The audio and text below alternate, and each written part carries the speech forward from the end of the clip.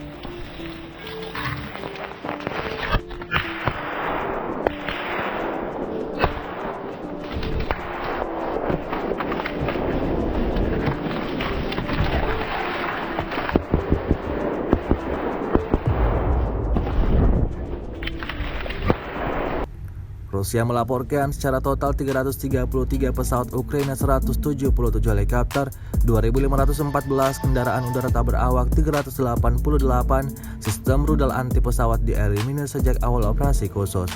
Sementara itu dari kubu Kiev, Kementerian Pertahanan Ukraina melaporkan 630 tentara Rusia dieliminir dalam sehari terakhir. Total 82.710 prajurit Rusia meninggal sejak awal konflik hingga hari ke-267.